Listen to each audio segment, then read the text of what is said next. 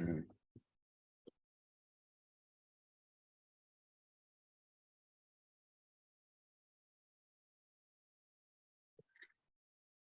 আছে, আসসালামু আলাইকুম সবাইকে। ওকে, তোমাদের বেসিক্স অফ এক্স-রে কোর্সের আজকের ফার্স্ট ক্লাস। হ্যাঁ, আজকের ক্লাসে আমরা ডিসকাস করব এক্স-রে একদম বেসিক থেকে শুরু হবে। তোমাদের ওরিয়েন্টেশন ক্লাসে আমি কিছু পার্ট অবভিয়াসলি বলছিলাম। তো আজকে আবার আমি এগুলো রিপিট করবো আসলে, কারণ ওরিয়েন্টেশনটা আসলে মানে টোটালি একটা ওরিয়েন্টেশন ছিল, ওটাতে আমার পড়ানোর কোনো কথা ছিল না। তো ওই পার্টটুকু আমি রিপিট করব। এন্ড দেন দুইটা খুব ইম্পর্টেন্ট ডিজিজ আমরা কভার করব, একটা হলো প্লুরাল ইফিউশন আর একটা হলো নিউমোথোরাক্স। ঠিক আছে? আচ্ছা, তো কোর্সটা যদিও আমাদের ফাইনাল প্রফ ওরিয়েন্টেড, বাট আমি চেষ্টা করবো যে তোমাদের থার্ড ইয়ার ফোর্থ ইয়ার ওই তোমরাও যেহেতু মানে ইয়েতে আসো, তো ওই রিলেটেড কথাবার্তা আমি বলে দিব, মানে একটা ডিজিজের স্পেশালি প্যাথোফিজিওলজি কিভাবে শুরু হয়, কিভাবে শেষ হয়, হ্যাঁ, সব আমরা আজকে ডিসকাস করব কম বেশি। ওকে, ঠিক আছে। So this is basic X-ray, এটা তোমরা আস্তে আস্তে আরো দেখবা এবং সারা জীবনই দেখবা। সত্যি কথা বলতে এক্স-রে এমন একটা জিনিস যেটা সারা জীবন দেখতে হয়। ওকে, তো এটা অ্যাজ আ হোল যখন আমরা ইন্ডিভিজুয়াল এক্স-রে নিয়ে আসবো আমরা কথা বলবো, বাট এই ছবিটা কেন দেওয়া, কারণ this is an example of what an ideal X-ray should look like. ঠিক আছে, এবং এত ভালো এক্স-রে আসলে বাংলাদেশে খুব কমই দেখা যায়। তো this is an exactly an ideal x. ঠিক আছে, আচ্ছা, তো এক্স-রে বিভিন্ন পার্ট আছে, পার্ট গুলো নিয়ে আমরা ইন্ডিভিজুয়ালি আস্তে আস্তে সামনে আগায় কথা বলবো। তাহলে এক্স-রে কি জিনিস? এক্স-রে বেসিক্যালি হলো তুমি একটা পেশেন্টকে একটা মেশিনের সামনে দাঁড় করাবা, দাঁড় করানোর পরে এখান থেকে এক্স-রে বিম দেওয়া হবে এবং এক্স-রে বিমটা পাস করে একটা এক্স-রে প্লেটে হিট করে। ঠিক আছে, তাহলে এক্স-রেটা বেসিক্যালি গোস থ্রু ইউ। হ্যাঁ, তোমাকে পাস করে এক্স-রেটা যায়। এখন তোমার বডির যেসব স্ট্রাকচার আছে, হার্ড স্ট্রাকচার, সেগুলোকে পাস করতে পারে না, এবং এই জায়গাতে তুমি যখন এক্স-রে ফিল্মে ওই জায়গাগুলোতে আমরা সাদা দেখি, আর যেসব স্ট্রাকচারকে এক্স-রে পাস করতে পারে সেসব স্ট্রাকচারকে আমরা বেসিক্যালি কালো দেখি। ঠিক আছে, আচ্ছা, তো আমরা এক্স-রে যখন করি, আমরা মেজরিটি অফ দ্য এক্স-রে আমরা করি হলো চেস্ট এক্স-রে। চেস্ট এক্স-রে কেন করা লাগে? কারণ চেস্টের প্যাথোলজি বোঝার জন্য এক্স-রে ইজ এ গুড মানে গুড টুল আর কি, সোজা হিসাব বলতে গেলে। এবং মেজরিটি অফ দ্য এক্স-রে আমরা করি হলো পিএ ভিউতে, that means posterior to anterior. That means X-ray যে রেটা তোমার পোস্টেরিয়রলি আসবে, এবং এক্স-রে রেটা মানে তোমার সামনে থাকবে মেশিনটা। ঠিক আছে, তাহলে মেজরিটি অফ দ্য এক্স-রে হলো পিএ এক্স-রে বা পোস্টেরিয়র টু অ্যান্টেরিয়র এক্স-রে। ঠিক আছে, এটা হলো মেজরিটি অফ এক্স-রে। আচ্ছা, এখন তো অনেক সময় স্যাররা জিজ্ঞেস করে যে তোমরা কি এপি এক্স-রে করো কিনা, বা এপি এক্স-রে কখনো করা লাগে কিনা। অ্যান্সার হলো হ্যাঁ, এপি এক্স-রে মাঝে মাঝে করা লাগতে পারে। কাদের ক্ষেত্রে করা লাগে? এক নাম্বার খেয়াল করো, যখন তুমি পিএ এক্স-রে করবা তখন পেশেন্টকে obviously needs to stand up. এখন তোমার পেশেন্টের যদি এমন কোনো রোগ থাকে যে রোগের কারণে পেশেন্ট দাঁড়াইতে পারতেছে না, ঠিক আছে, তখন তোমাকে এপি এক্স-রে করা লাগতে পারে। এবং হাসপাতালে দেখবা, ঢাকা মেডিকেলে যেরকম আমাদের পোর্টেবল এক্স-রে বলে একটা জিনিস আছে। ঠিক আছে, এই পোর্টেবল এক্স-রেটা এই পোর্টেবল এক্স-রেটা মানে আমরা যখন ইউজ করি সাধারণত আমরা পেশেন্ট সব এপি এক্স-রে নেওয়া হয়। ঠিক আছে, আচ্ছা, তুমি যখন এপি একটা এক্স-রে নিবা, দ্যাট মিন্স সামনে থেকে রেটা দিতেছো এবং রেটা পিছে যায় কোথাও হিট করতেছে। সেই সময় একটা মজার জিনিস হয়, সেটা হলো তুমি যখন সামনে থেকে রেটা ফালানো হয় তখন তোমার হার্টের যে শ্যাডোটা, মানে হার্ট তো একদম সামনে থাকে, right? The heart appears to be very large, হার্টটা দেখতে অনেক বড় লাগে। ঠিক আছে, তো এপি এক্স-রে তে তুমি হার্ট সাইজে ছোট না বড় এই কমেন্ট করতে পারবে না, কারণ যার হার্টের সাইজ এমনিও নরমাল, তারও যদি তুমি অ্যান্টেরিয়র পোস্টেরিয়র এক্স-রে করো, তুমি হার্টটা বড় পাবা। ওকে, আচ্ছা, আর পিএ এক্স-রে করার আরেকটা অ্যাডভান্টেজ হলো, পিএ এক্স-রে করলে আমি পেশেন্টকে বলতে পারি যে বাবা হাতটা ইন্টারনাল রোটেশন করেন, করলে স্ক্যাপুলাটা সরে যায় এবং লাংটা বেটার ভিজুয়ালাইজ করা যায়। এই কারণে আমরা basically majority of the X-ray আমরা পিএ করি, রাইট? আচ্ছা, তাহলে এখানে একটা কোয়েশ্চেন করতে পারে, তুমি ফাইনাল প্রফেও যদি দাও যে আহ, হাসপাতালে কি কখনো এপি এক্স-রে করতে দেখছো, তখন বলবা যে জি স্যার দেখছি। কোথায় দেখছো? স্যার অ্যান্সার দিবা যে স্যার খুব ডিবিলিটেটিং পেশেন্ট, যারা খুব সিরিয়াস রোগে ভুগে, যাদের কোনোভাবে তুমি দাঁড় করা এক্স-রে নেওয়া পসিবল না, তাদের ক্ষেত্রে আমরা পোর্টেবল এক্স-রে হিসাবে অ্যান্টেরো পোস্টেরিয়র এক্স-রেটা করি। ঠিক আছে, next question, antero posterior X-ray তে তো তুমি কি can you comment on the heart size? Answer হলো না, কারণ অ্যান্টেরো পোস্টেরিয়র এক্স-রে তে যে কারোরই হার্ট সাইজটা দেখতে বড় লাগবে। ওকে, আচ্ছা, এখানে নরমাল অ্যানাটমির কিছু স্লাইড আছে, এগুলো আমরা আস্তে আস্তে বলবো। এটা একটু ইম্পর্টেন্ট জিনিস, সেটা হলো তোমাদের আমি বলছিলাম ফার্স্ট মানে ওরিয়েন্টেশনের দিনও বলা হয়েছিল, সেটা হলো তুমি যখন একটা এক্স-রে দেখবা, দেখবা যে এখানে অনেক ব্রাঞ্চিং প্যাটার্ন ট্যাটার্ন আছে। ঠিক আছে, এগুলো কি? এগুলোকে আমরা বলি ব্রঙ্কো ভাস্কুলার মার্কিংস, হ্যাঁ, ব্রঙ্কোভাস্কুলার মার্কিংস। তাহলে ব্রঙ্কোভাস্কুলার মার্কিংস কিসের মার্কিংস খেয়াল করো। Bronchovascular marking is basically the marking of লাংয়ের ব্লাড ভেসেল। লাংয়ের ব্লাড ভেসেলের যে মার্কিং সেটাকে আমরা বলি ব্রঙ্কোভাস্কুলার মার্কিং। এই মার্কিংটা কেন হয়? কারণ হলো এই যে ব্লাড ভেসেল গুলো আছে, এই ব্লাড ভেসেলের ভিতরে দেয়ার আর মাল্টিপল, এই ব্লাড ভেসেল গুলোর ভিতরে দেয়ার আর মানে there is obviously আরবিসি, অসংখ্য অসংখ্য আরবিসি আছে, এবং এই আরবিসির ভিতরে অসংখ্য অসংখ্য কি আছে? হিমোগ্লোবিন আছে, রাইট? হিমোগ্লোবিন এই এক্স রে বিমটাকে পাস করতে দেয় না, হিমোগ্লোবিন এক্স রে বিমটাকে পাস করতে দেয় না, ঠিক আছে? তো যেই জায়গায় হিমোগ্লোবিন অনেক বেশি, সেই জায়গায় তুমি দেখবা যে জায়গাটাতে দেখতে রিলেটিভলি সাদা লাগে, ঠিক আছে? যে জায়গায় হিমোগ্লোবিন অনেক বেশি সেই জায়গাটা দেখতে সাদা লাগে, এবং যে জায়গায় হিমোগ্লোবিন কম সেই জায়গাটা দেখতে মানে তোমার সাদা লাগে না। তাহলে এই জায়গায় যদি খেয়াল করো, এই যে ধরো ট্রাকিয়া বাইফার্কেট হয়েছে, রাইট? তোমরা একদম ফার্স্ট ইয়ারে পড়ে আসছো যে ট্রাকিয়া বাইফার্কেট হয় যে লেভেলে, সেটাকে আমরা বলি অ্যাঙ্গেল অফ লুইস। এবং এই ট্রাকিয়া বাইফার্কেট হয়ে লাংয়ের যে হাইলাম দিয়ে এন্টার করে, এবং হাইলাম দিয়ে শুধু যে ট্রাকিয়া প্রিন্সিপাল ব্রঙ্কাসও এন্টার করে, নট নেসেসারিলি, সাথে অসংখ্য মানে সাথে ব্রঙ্কিয়াল আর্টারি এবং পালমোনারি ভেইন এরাও এন্টার করে। তাহলে এই যে পালমোনারি আর্টারি, হ্যাঁ, বা ব্রঙ্কিয়াল আর্টারি, এগুলো ঢুকতেছে কোত্থেকে? হাইলাম দিয়ে, এবং হাইলামে এরা সবচেয়ে মানে লার্জেস্ট। দেন যত পেরিফেরিতে যাবা তত কি হয়? ব্রাঞ্চিং হয়ে যায়, তো যার কারণে দেখো হাইলার রিজিয়নে তুমি দেখতে পারতেছো যে সুন্দর ব্রঙ্কোভাস্কুলার মার্কিং দেখা যাচ্ছে, ঠিক আছে? এগুলো ব্রঙ্কোভাস্কুলার, এগুলো কিন্তু ট্রাকিয়া না, এগুলো কি লাংয়ের ব্লাড ভেসেল, ঠিক আছে?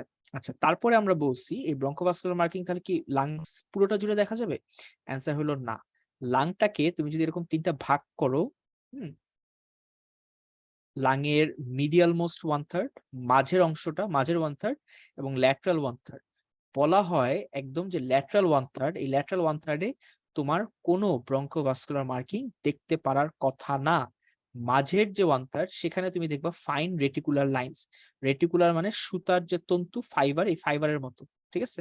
আচ্ছা, এবং বলা হয় মিডল মোস্ট 1/3, যেটা মিডিয়াল মোস্ট একদম মিডিয়ালি, সেখানে তুমি কোর্স দেখবা, একদম ঘন ঘন ব্রঙ্কোভাস্কুলার মার্কিং দেখবা। আচ্ছা, এখানে আবার খেয়াল করো, এটা যদি হাইলার রিজিয়ন হয়, এই জায়গাতে ব্রঙ্কোভাস্কুলার মার্কিং নিচে বেশি নাকি উপরে বেশি? অ্যান্সার কি? কোন জায়গাতে বেশি মনে হচ্ছে, নিচে না উপরে? নিচে। নিচে। তাহলে নিচে কেন বেশি? এটা কি প্যাথোলজিক্যাল? না, না, কেন বেশি তাহলে নিচে? কজ হাইলাম দিয়ে হচ্ছে এখানে ভেসেলস গুলা এন্টার করতেছে। আচ্ছা, হাইলাম দিয়ে ঢুকলে ধরো উপরেও তো ব্লাড ভেসেল যাবে, নিচেও ব্লাড ভেসেল যাবে, তাহলে নিচে ব্রঙ্কোভাস্কুলার মার্কিং বেশি কেন সেই হিসেবে? এটা খুবই সিম্পল উত্তর। এটা উত্তরটা হলো ডিউ টু গ্র্যাভিটি, ঠিক আছে? কারণ ব্লাড কি করে? গ্র্যাভিটির কারণে নিচে পড়ে যায়, ঠিক আছে? তোমরা ফার্স্ট ইয়ারে ফিজিওলজিতে পড়ে আসছো ভেন্টিলেশন পারফিউশন মিসম্যাচ, পড়ে আসছো না, ভিকিউ? তো সেখানে পড়ে আসছো লাংয়ের যে উপরের অংশ সেখানে ভেন্টিলেশন বেশি, পারফিউশন কম, এবং লাংয়ের যে নিচের অংশ সেখানে ভেন্টিলেশন কম, পারফিউশন কি বেশি, ঠিক আছে? এটা পড়ে আসছো তোমরা, হ্যাঁ, ফার্স্ট ইয়ার পড়ে আসছো। তাহলে এটা তুমি ইভেন ইন এক্স রে তুমি এটার ম্যানিফেস্টেশন আসলে দেখতে পারো, ঠিক আছে? ওকে। লেখা আছে যে নর্মাল অ্যানাটমি, এটা ব্রঙ্কোভাস্কুলার মার্কিং। তো ব্রঙ্কোভাস্কুলার মার্কিং এই কথাটা এখানে লেখা আছে যে lung markings are use actually blood vessels in the lungs, ঠিক আছে? এই ব্রঙ্কোভাস্কুলার মার্কিং আজকের জন্য খুবই ইম্পর্টেন্ট, কারণ আজকে আমরা যে দুইটা রোগ দেখব তার একটা রোগ ডায়াগনোসিস করতে আমাকে ব্রঙ্কোভাস্কুলার মার্কিং মানে বোঝা লাগবে, ঠিক আছে? ওকে। তাহলে এই জিনিসটা এখানে বলা আছে যে লাংসকে তুমি যদি তিনটা জোনে ভাগ করো, একদম মিডিয়াল মোস্ট 1/3 মানে সেন্টার থেকে একদম সবচেয়ে কাছের যে অংশটা, সেখানে তুমি ক্লিয়ারলি ডিফাইন্ড ভেসেলস পাবা এন্ড ব্রঙ্কিয়াল ব্রাঞ্চেস পাবা, ঠিক আছে? মাঝের যে 1/3 সেখানে they become smaller and more difficult to see, ঠিক আছে? এন্ড তিনে বলা হয় সাধারণত তুমি দেখতেই পারবা না, ঠিক আছে? Fine pattern of branching lines with no easily defined vessels or air space, মানে বলতে গেলে দেখতেই পারবো না, ঠিক আছে? এই কথাটা ইম্পর্টেন্ট, ওকে? আচ্ছা, এবং আমি আবার বলি লাংয়ের একদম পেরিফেরিতে তুমি যদি দেখো যে ব্রঙ্কোভাস্কুলার মার্কিং পাচ্ছো, ইট ইজ আ প্যাথোলজি। লাংয়ের যদি পেরিফেরিতে দেখো ব্রঙ্কোভাস্কুলার মার্কিং পাচ্ছো, তাহলে ইট ইজ আ প্যাথোলজি। যেমন তোমাকে একটা খুব ছোট এক্সাম্পল দিই, হ্যাঁ, খুব ছোট এক্সাম্পল। ধরো তুমি একটা পেশেন্টের দেখতেছো, হ্যাঁ, তুমি একটা পেশেন্টের দেখতেছো যে ব্রঙ্কোভাস্কুলার মার্কিং এই পেরিফেরি পর্যন্ত চলে গেছে।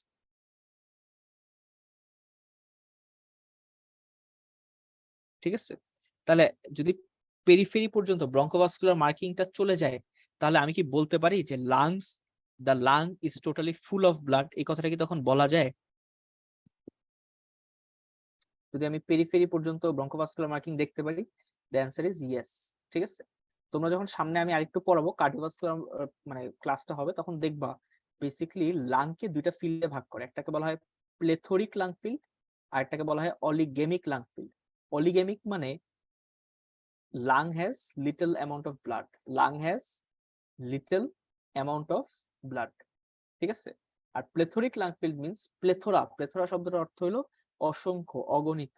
তাহলে plethoric means lung is congested, lung is congested. ঠিক আছে, আচ্ছা, তাহলে এই জায়গাটা জাস্ট খেয়াল করো। প্লেথোরিক মানে লাং ইজ কনজেস্টেড, অলিগেমিক মানে lung has little amount of blood. Okay, আচ্ছা, তাহলে আমরা এখানে একটা ছবি দেখি, দেখো।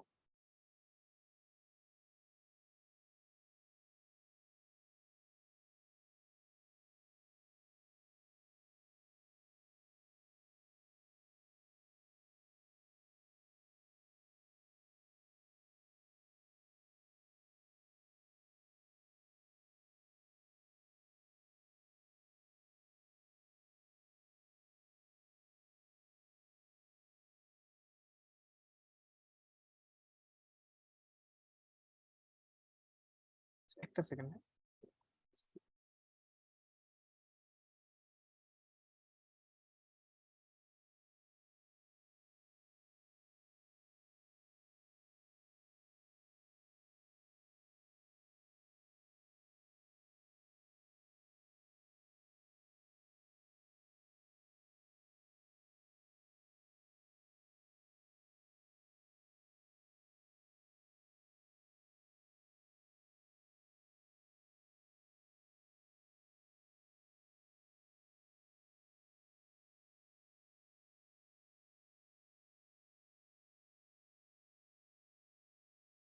ওকে, তাহলে এই ছবিটার দিকে তাকাও।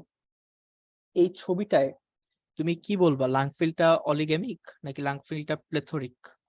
অলিগেমিক মিন্স ব্রঙ্কোভাস্কুলার মার্কিং কম, প্লেথোরিক মিন্স ব্রঙ্কোভাস্কুলার মার্কিং বেশি। এই ফিল্মটাকে কি বলবা? শুধু যদি তুমি ব্রঙ্কোভাস্কুলার মার্কিং এর দিকে তাকাইতে হয়,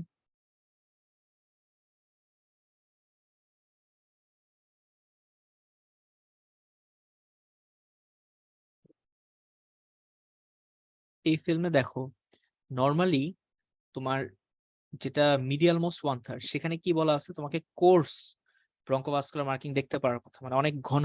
এখানে কি অনেক ঘন দেখা যাচ্ছে? অ্যান্সার হলো না। এই জায়গাতে তোমার ফাইন লাইন্স দেখার কথা, খুব বেশি কি দেখতেছো? অ্যান্সার হলো না।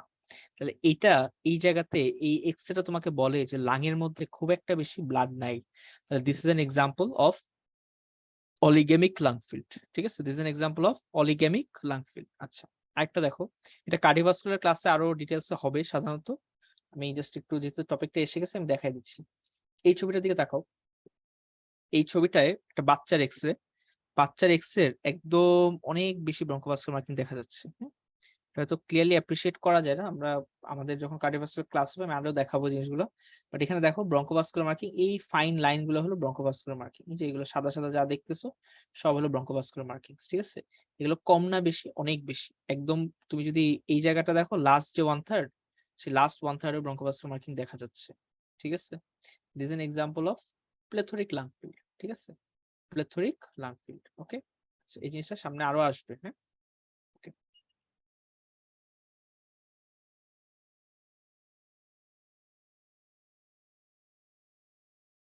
ঠিক আছে।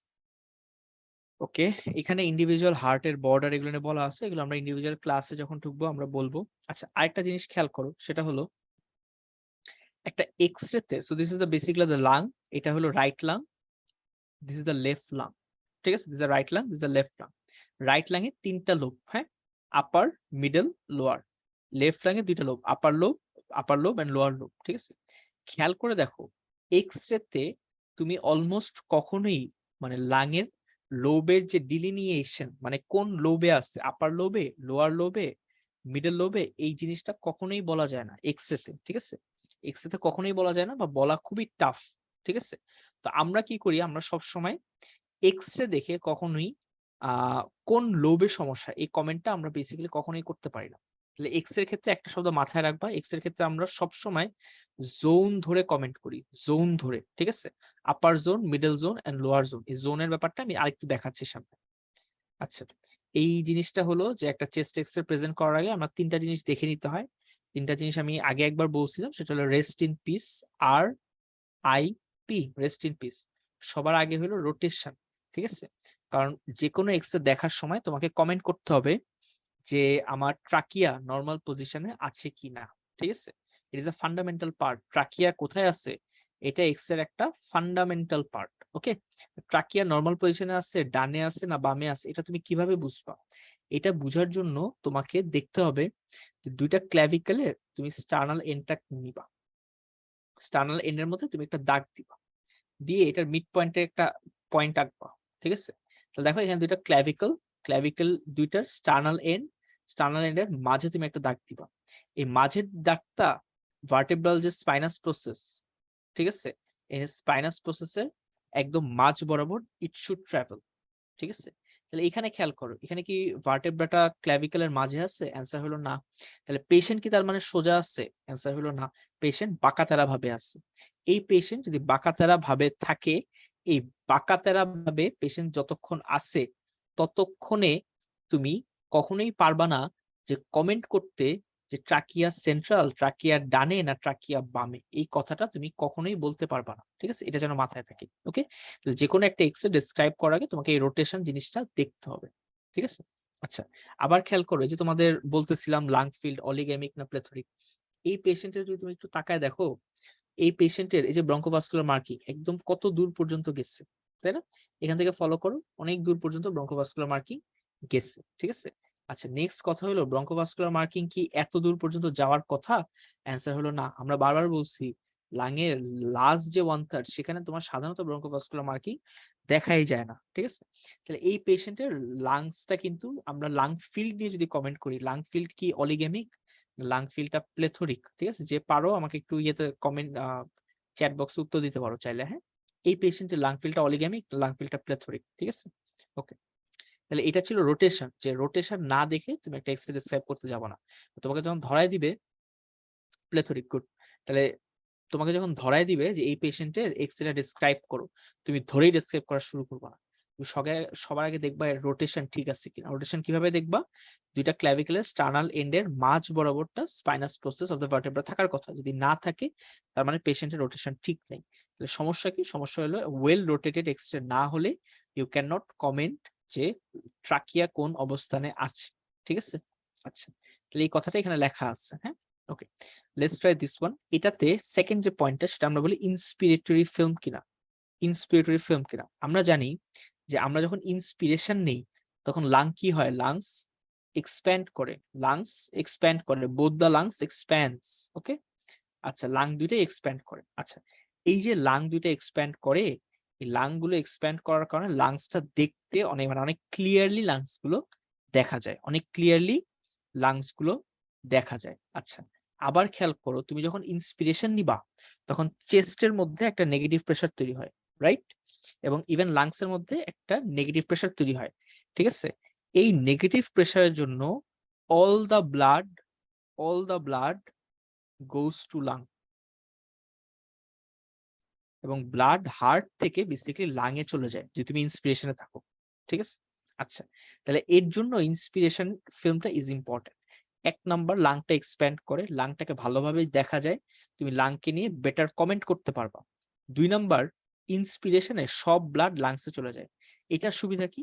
এটার সুবিধা হইলো ব্লাড গুলো অ্যাটলিস্ট হার্ট থেকে বের হইছে। তো তুমি যদি একটা এক্সপিরেশন ফিল্ম নাও, তাহলে ইন্সপিরেশনে যদি ব্লাড গুলো লাঙে চলে যায়, এক্সপিরেশনে ব্লাড কোথায় থাকবে? হার্টের মধ্যে থাকবে না, কারণ এক্সপিরেশনে ইন্ট্রাথোরাসিক প্রেসার হলো পজিটিভ, ঠিক আছে? তো সব ব্লাড তখন হার্টে ঢুকে, তো হার্টে ঢুকলে হার্টের সাইজ এমনিই বড় হয়। যেমন এই এক্সরেটার দিকে তাকাও, আমি কিন্তু বলবো এই এক্সরেতে হার্টের সাইজটা বড় আমার কাছে দেখে মনে হচ্ছে, ঠিক আছে? তুমি যদি এমনি মাপতে চাও হার্ট, আমরা দেখো হার্টের সাইজ রিলেটিভলি থোরাসিক ক্যাভিটির যে সাইজ সেটার 50% এর উপরে। হুম, তা আমি কিন্তু বলবো এখানে হার্টের সাইজ বড়। কিন্তু আমার এখানে হার্টের সাইজ নিয়ে কমেন্ট করা উচিত না, কারণ this is an expiratory film. ঠিক আছে, তাহলে নেক্সট কথা হলো ভাই আমি কিভাবে বুঝবো এটা এক্সপিরেটরি ফিল্ম? খুবই ইজি। এক্সপিরেটরি ফিল্ম বুঝার ওয়ে হইলো যে আমরা রিপটা কাউন্ট করব।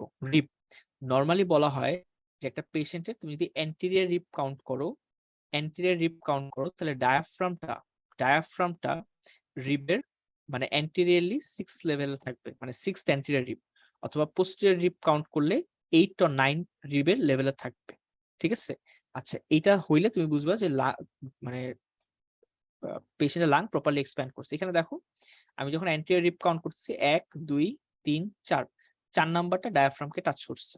তাহলে নরমালি কত হওয়ার কথা ছিল? 6। তাহলে কি প্রপারলি এক্সপ্যান্ড করছে? অ্যান্সার হলো না, রাইট? আচ্ছা, আর এখানে হলো পোস্টেরিয়র রিব কাউন্ট করছে ওনারা। পোস্টেরিয়র রিবে দেখো 1 2 3 4 5 6, 6 নাম্বার পোস্টেরিয়র রিবটা ডায়াফ্রামকে টাচ করছে। ঠিক আছে, তো টাচ করার কত 8 অথবা 9 কে, তাহলে এটাও প্রপার ইয়ে না। ঠিক আছে, এটা প্রপার একটা ফিল্ম না, আর একটু লাং এক্সপ্যান্ড করবে। আচ্ছা, এই এক্স তে একটা জিনিস খেয়াল করো, তুমি এই এক্স তে এই অ্যাঙ্গেল গুলো কি দেখতে পারতেছো? মানে লাং এর যে নিচের অংশ তোমার দেখতে হেজি হেজি মনে হচ্ছে না, সাদা সাদা মনে হচ্ছে না?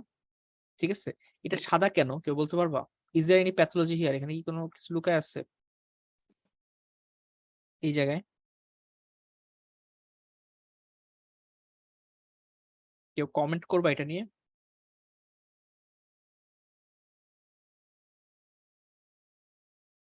আচ্ছা, দেখো লাংস জিনিসটা বেসিক্যালি একটা বেলুনের মতো। তো বেলুনকে যত ফুলাবা বেলুন তত কি হতে থাকে? পাতলা হতে থাকে না? তো পাতলা হইলে তো একটা বেলুন যেটা তোমার ফুলাও নাই সেটা দিয়ে এক্স রে বিম পাস না করলেও যেই বেলুনটা পাতলা পাতলা বেলুন দিয়ে এক্স রে ফিল্ম পাস করবে। তাহলে তুমি যখন এক্সপিরেশনে থাকো লাংয়ের সাইজ যদি এটা হয়, তুমি যখন ইন্সপিরেশন নিবা লাংয়ের সাইজ এত বড় হয়ে যাবে। তাহলে নেক্সট কথা হলো যে লাং কি শুধু লাংসটা কি দেখতে শুধুই সাইজে বড় হচ্ছে? না, লাংসটা থিন হচ্ছে। লাংসটা কি হচ্ছে? থিন হচ্ছে। সো থিন হইলে এক্স রে বিমটা কি করে? পাস করে। এটা যেহেতু একটা এক্সপিরেটরি ফিল্ম, লাংটা প্রপারলি এক্সপ্যান্ড করে না, লাংয়ের অনেক অংশ নিচে পড়ে আছে। ঠিক আছে, যেটা এখনো এক্সপ্যান্ড হইতে পারে নাই। এবং যদি এক্সপ্যান্ড হওয়ার অংশ পড়ে থাকে তো তখন এই জিনিসটা কি ঘন হয়ে আসছে না? ঘন হয়ে আসছে না? বেলুন যেরকম এমনি অনেক মানে একটা কঠিন পদার্থ, তুমি যখন ফুলাইতে ফুলাইতে অনেক পাতলা করে ফেলতে পারবা। তো লাংসের এই নিচের অংশটা কি হয়েছে? জমে আছে। ঠিক আছে, একজনের উপর আরেকজন বসে আছে, একটু এবং একটু হার্ড হয়ে আছে, যার কারণে এক্স রে প্রপারলি পাস করতে পারতেছে না, দেখতে সাদা মনে হচ্ছে। তো এগুলো দেখে অনেকে ভাবে কি যেখানে মনে হয় কোনো প্যাথোলজি আছে, কারণ হার্ট ফেলিয়ারের এক্স রে দেখতে অনেকটা এরকম লাগে, বুঝছো? তো এখানে দেখে মনে হবে লাং কলাপস আছে, তো হার্ট ফেলিয়ার কিছু একটা আছে। বাট নো, সব সাদা দেখায় মানে তুমি প্যাথোলজি বা কমেন্ট করে বসবা? নো, তোমাকে আগে যে কোনো এক্স রে দেখার আগে তুমি আগে ইন্সপিরেশন ফিল্ম কিনা দেখবা, রোটেশন দেখবা, এবং আরেকটা পয়েন্ট আছে পেনিট্রেশন, সেটা দেখে তারপর তুমি কমেন্ট করবা। ওকে, আচ্ছা নেক্সট পয়েন্ট হলো এক্স রে পেনিট্রেশন। পেনিট্রেশন কি জিনিস? পেনিট্রেশন হলো পেনিট্রেশন হলো যে এক্স রে তে তুমি ধরো মেশিন বলা হয় তুমি যদি 20,000 চেস্ট এক্স রে করো, 20,000, হ্যাঁ, তো তুমি তুমি লাং ক্যান্সার ডেভেলপ করবা কনফার্ম। ঠিক আছে, তো চেস্ট এক্স রে আসলে ভালো জিনিসটা খুব একটা কম কম করাই ভালো, মানে আনইউজুয়াল, মানে যদি না লাগে নিজেও করবা না, কাউকে করতেও দিও না। ঠিক আছে, আচ্ছা, তো এই যে 20,000 এক্স রে করো, হ্যাঁ, তাহলে এক্স রে তে কি দেয়? রঞ্জন রশ্মি, হ্যাঁ, রঞ্জন রে। এই রঞ্জন রে পাওয়ারটা বাড়ানো যায়। ধরো কাউকে দিলা 100 রঞ্জন, কাউকে দিলে 1000 রঞ্জন।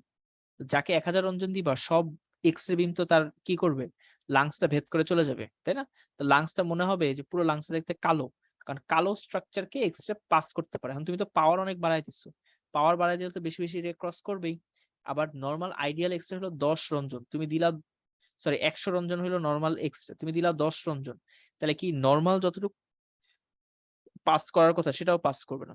তাহলে there is an ideal point যেটা দেখে আমরা বুঝি যে না, যে টেকনিশিয়ান এক্সরেটা করছে বা করছেন তার প্রসেসটা ঠিক আছে। সেটা কি বলা হয় থাকে, এই ভার্টেব্রার যে স্পাইনাস প্রসেস আছে they should be barely visible behind the cardiac shadow. হার্টের যে শ্যাডো এটার পিছে একদম হালকা করে দেখতে পারার কথা। Spinous process should be barely visible. এইখানে কি তুমি দেখতে পারো? অ্যান্সার হলো না। তাহলে এখানে আন্ডার পেনিট্রেশন, মানে এক্স রে তে পাওয়ারটা কম দিছে, এখানে আবার বেশি দেখতে পারতেছে। ঠিক আছে, বলা আছে শুড বি বেয়ারলি ভিজিবল, এখানে অনেক ক্লিয়ারলি দেখা যাচ্ছে। হয়তো না দেখা গেলেও মানে হয়তো তোমাদের এখানে প্রবলেম হইতে পারে দেখতে, তোমাদের হয়তো এখানে দেখতে প্রবলেম হতে পারে, বাট সামনাসামনি যখন একটা এক্সরে হাতে নিব তখন এই জিনিসটা প্রপারলি অ্যাপ্রিসিয়েট করা যায়। ঠিক আছে?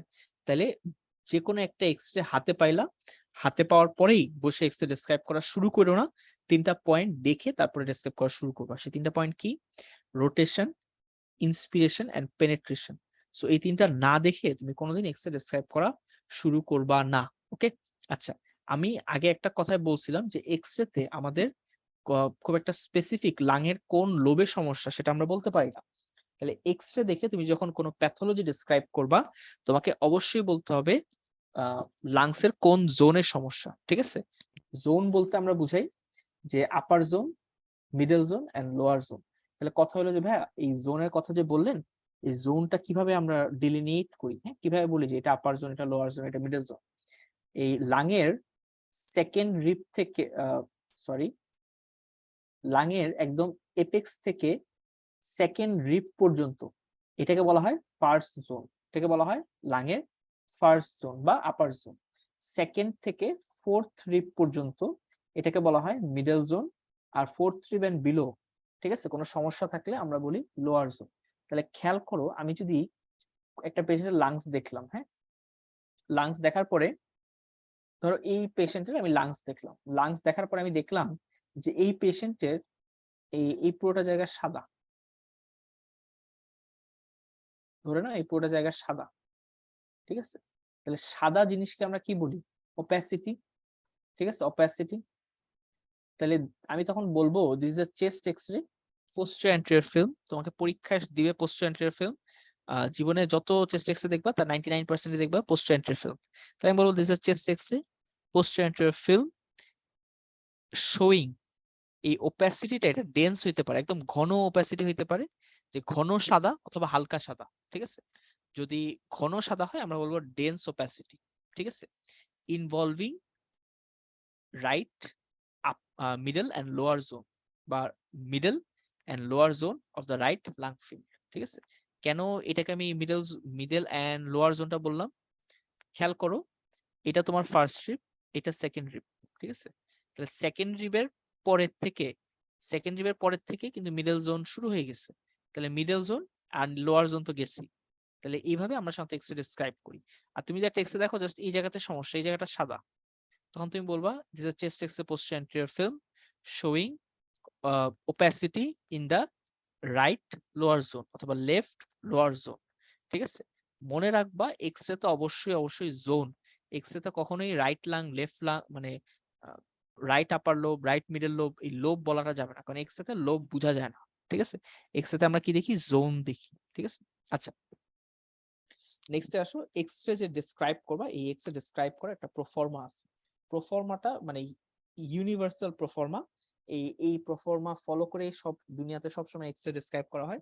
এটা বলি আমরা A B C D and E. এতে কি? এতে হলো airway. You first look at the airway. ট্রাকিয়াটার দিকে তাকাও, তারপরে ব্রঙ্কাস গুলোর দিকে তাকাও। এগুলো আমরা আস্তে আস্তে ক্লাসে আরো ডিটেইলস ঢুকলে তোমরা বুঝা শিখবা। জাস্ট এখন জিনিসটা দেখো। বি তে হলো ব্রিদিং। ব্রিদিং এ আমরা কি দেখতেছি? লাংটা দেখতেছি, লাং ফিলটা দেখতেছি। Look around the edges of both lung and look at the four silhouette. Silhouette জিনিসটা আমি আস্তে আস্তে বুঝাবো। সি তে সার্কুলেশন, হার্টের সাইজ দেখো, গ্রেট ভেসেল দেখো, মিডিয়াস্টিনাম এন্ড হাইলাম দেখো। ডি তে ডিসেবিলিটি, ফ্র্যাকচার আছে কিনা, specially the ribs or shoulder girdle, এগুলো আছে কিনা দেখো। ই তে দেখো যে look E for everything else, look air under the diaphragm, emphysema. যাক, এগুলো একটা প্রোফর্মা। এই প্রোফর্মাটা আসলে প্রথম দিকে দেওয়া, বাট তোমাদের যখন কোর্সটা শেষ হবে, সবগুলো ডিজিজ নিয়ে বলা শেষ হয়ে যাবে, তখন তুমি প্রোফর্মাটা দেখবা, তুমি ভালো মতো এটা প্রপারলি রিয়েলাইজ করতে পারতেছো যে হোয়াট আই মিন বাই ইট। আচ্ছা, তাহলে এ দিয়ে কি বলছিলাম আমরা? এ দিয়ে বলছিলাম এয়ারওয়ে। তাহলে এয়ারওয়ের মধ্যে আমরা দেখি ট্রাকিয়াটা সেন্ট্রাল আছে কিনা, ট্রাকিয়াটা মাঝ বরাবর আছে কিনা। ট্রাকিয়া মাঝ বরাবর আছে কিনা, ট্রাকিয়া মুভ করছে কিনা, তুমি কিভাবে বুঝছো? বেসিক্যালি আমরা ক্ল্যাভিকেলটার দিকে তাকাই।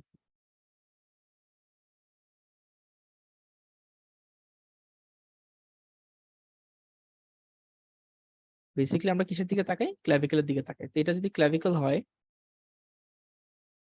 দুইটা ক্ল্যাভিকেলের যে স্টার্নাল এন্ড, এটা ঠিক মাঝ বরাবর ট্রাকিয়াটা থাকার কথা। তো তুমি দেখো যে দুইটা ক্ল্যাভিকেলের স্টার্নাল এন্ড আছে, বা ট্রাকিয়াটা এক পাশে এই দিকে মুভ। ধরো এটা কোন সাইড? এটা right side, left side, right? তো তখন তুমি বলো trachea is right sided shifted, বা ট্রাকিয়া রাইট শিফট হয়েছে। ঠিক আছে? তাহলে ট্রাকিয়া ডেভিয়েশন, ডানে গেল না বামে গেল, এটা তোমাকে দেখতে হবে। আরেকটা জিনিস আমরা দেখি, এটা ক্যারিনাল অ্যাঙ্গেল, এটা আস্তে আস্তে তোমরা বুঝা শিখবা। ক্যারিনাল অ্যাঙ্গেল জিনিসটা হলো হার্টের মানে ট্রাকিয়া যে জায়গায় বাইফার্কেট হয় সেটাকে আমরা বলি ক্যারিনা। ঠিক আছে, তোমরা সামনে যে একটা রোগ পড়বা বা কার্ডিওভাস্কুলার সিস্টেম যখন আমি পড়াবো তখন একটা রোগ পাবা, যেটার নাম হলো মাইট্রাল স্টেনোসিস। এটা তোমরা পড়ে আসছো বা পড়বার সামনে। মাইট্রাল স্টেনোসিস এর লেফট এট্রিয়াম সাইজে বড় হয়, এবং লেফট এট্রিয়াম যখন সাইজে বড় হয়, এই লেফট এট্রিয়ামের ঠিক পিছেই থাকে হলো ক্যারিনা। ঠিক আছে, তোমরা ওই যে হার্টের বেজের রিলেশনের মধ্যে পড়ছো যে প্রিন্সিপাল ব্রঙ্কাস দুইটা থাকে হার্টের বেজে। তো লেফট এট্রিয়াম যখন বড় হয় তখন সে কি করে, এদিকে চাপ দেয়। চাপ দিলে এই ক্যানাল যে অ্যাঙ্গেলটা কি হয়ে যায়, ট্রাকিয়াটা এরকম মানে ব্রঙ্কাস গুলো দেখতে এরকম হয়ে যায়। তাহলে অ্যাঙ্গেলটা গেটস ওয়াইডার। ঠিক আছে, এটা ফাইনাল প্রফে সাধারণত এরকম কোন এক্সেপ দিবে না বা দেয় না, বাট রিয়েল লাইফে দেখতে পারো।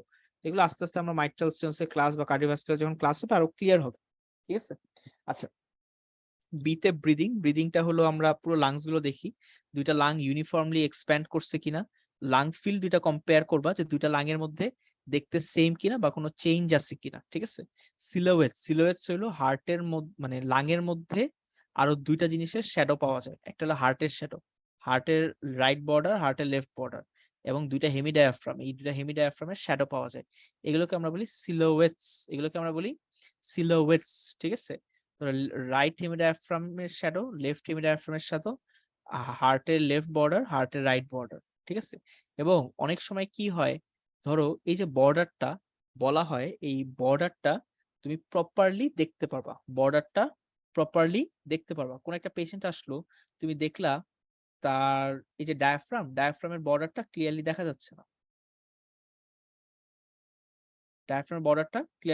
না, অথবা হার্টের এই বর্ডারটা ক্লিয়ারলি বোঝা যাচ্ছে না। ঠিক আছে, কোনো একটা বর্ডার বা কোনো একটা সিলোয়েট যদি না দেখতে পারো সেটাকে বলা হয় সিলোয়েট সাইন। ঠিক আছে, এটা কোথায় পাওয়া যায় আমরা সামনে দেখবো, এটা সাধারণত আজকের টপিকের মধ্যে নাই, এগুলো আমরা সামনে সামনে দেখবো। ওকে, আচ্ছা। হার্ট বর্ডার নিয়ে লেখা আছে কোনটা কোথায় লস হয়। ক্যারিনাল অ্যাঙ্গেলটা বাড়লে কি হইতে পারে, যে লেফট এট্রিয়াল এনলার্জমেন্ট হইতে পারে। আরেকটা হলো সাব ক্যারিনাল ম্যাস, মানে লাংয়ের এই যে ট্রাকিয়াতে টিউমার হয়, রাইট? ট্রাকিয়াতে ক্যান্সার হয়। ঠিক আছে, এমন যদি হয় কারো, যে ট্রাকিয়াতে কারো ট্রাকি এমন যদি হয় যে কারো ট্রাকিয়াতে এখানে একটা ক্যান্সার হইলো। ঠিক আছে, এই ক্যান্সারটা যত বড় হবে সে ক্যারিনাকে কি করবে, দুই পাশে সরায় দিবে। ঠিক আছে, এটা হইতে পারে। ওকে, তাহলে ওয়াইড এন্ড ক্যারিনাল অ্যাঙ্গেল এই তিনটা জিনিস আমাদের ইন্ডিকেট করে যে একটা ব্রঙ্কিয়াল কার্সিনোমা হইতে পারে, আর লেফট এট্রিয়াল এনলার্জমেন্ট হইতে পারে। এই দুইটাই মেইনলি পড়ো। ঠিক আছে, আর আর তোমাদের লেভেলে আর দরকার নেই। যে ইনক্রিজ ক্যারিনাল অ্যাঙ্গেল, এখানে নর্মাল ক্যারিনাল অ্যাঙ্গেলটা তোমাকে জানতে হবে। নর্মাল ক্যারিনাল অ্যাঙ্গেল হলো 40 থেকে 100 ডিগ্রি। ঠিক আছে, 40 থেকে 100 ডিগ্রি। এখানে ক্যারিনাল অ্যাঙ্গেলটা দেখো অলমোস্ট ক্লোজ টু 180 ডিগ্রি। ঠিক আছে, 100 তো উপরে গেছি। ওকে, তাহলে ওয়াইড এন্ড ক্যারিনাল অ্যাঙ্গেল দেখলে এই জিনিসগুলো সাসপেক্ট করবা যে কোনো জায়গায় কোনো একটা সমস্যা আছে। ঠিক আছে,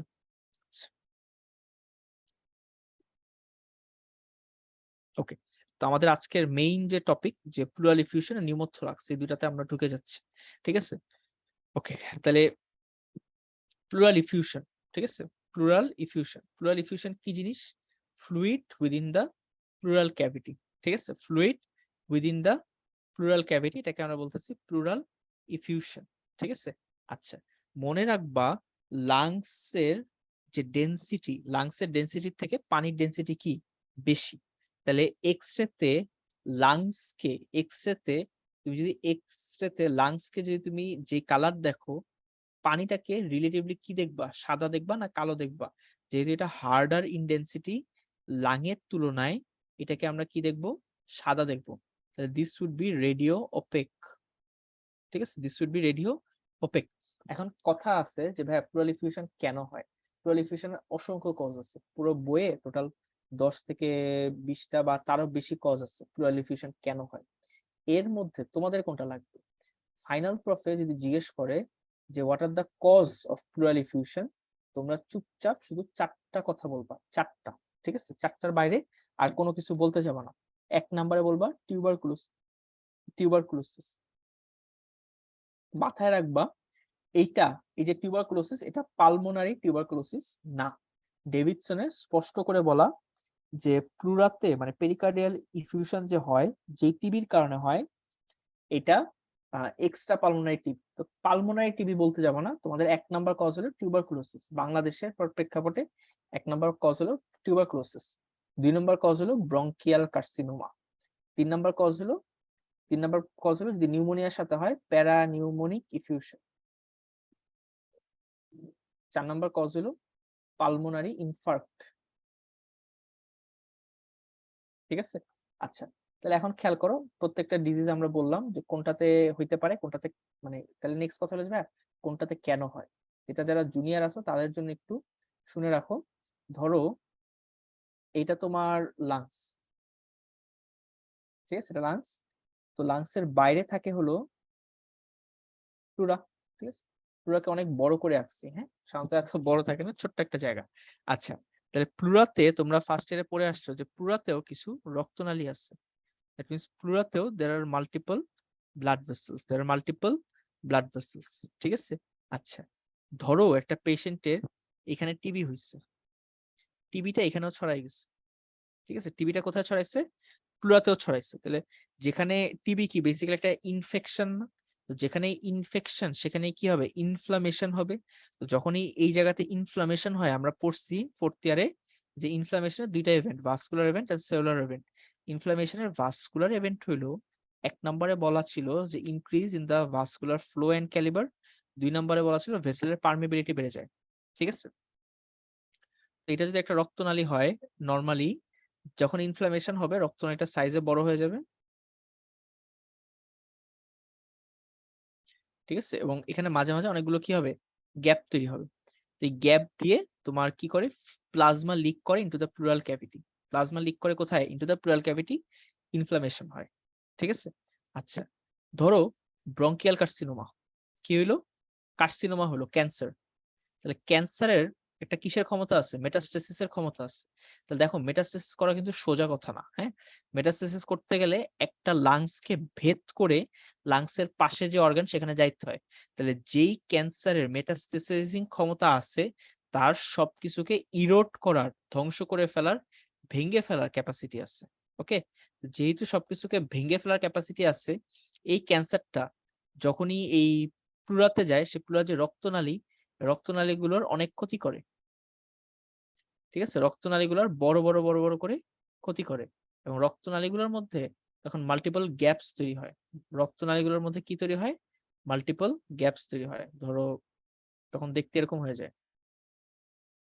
ওকে? কারণ blood vessel totally eroded. Blood vessel totally eroded.